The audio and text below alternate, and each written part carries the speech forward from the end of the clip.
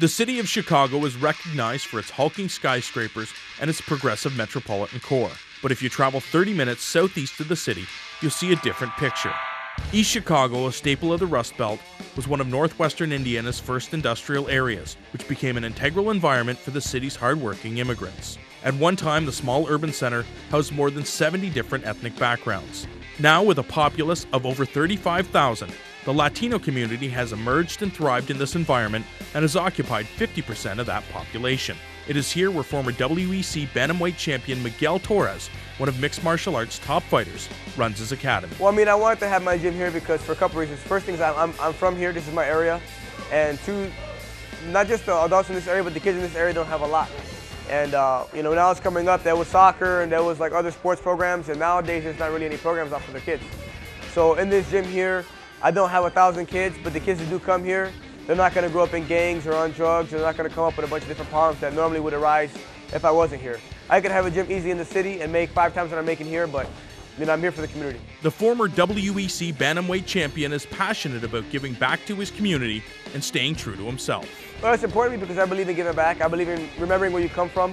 When I train for a fight and I come to my gym, I remember where I come from. I know what it took for me to get to where I'm at, and it wasn't easy. And when I have kids that come and train here, or an adult that brings his son or his daughter here, and lets them know that I didn't forget where I came from, and it gives them a reassurance of them having a future in either MMA, or even if they train here, even if they don't have a future in MMA, they're going to do better in school, they're going to follow their dreams and become a doctor, a lawyer, a police officer, whatever it may be. The Mexican-American has worked hard to reach his goals and cites his parents as his biggest influence. My mom and my dad, they worked their whole lives, they still work to this day. We were never poor, we didn't have food, but we never had anything in excess. We were always struggling, we were always just making it by. But we always made it by because my parents always struggled hard. They always tried to provide for us. And for me, they always tried to provide a better life. Everything they did was to make my life better. And that showed that hard work and dedication pays off. Like many fighters in the past, Torres kept his fighting career a secret from his family. I lied for about a year from my dad and my mom that they didn't even know I was fighting, And one of my dad's buddies found out. He went to one of my fights to see me fight, and I won the fight. And he told my dad the next day at work, he goes, "Hey, your son's pretty good. I seen him fighting."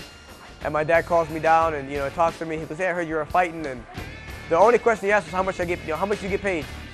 I told him, well, I do it for free. It's for honor and respect. And he smacks me in the back of the head.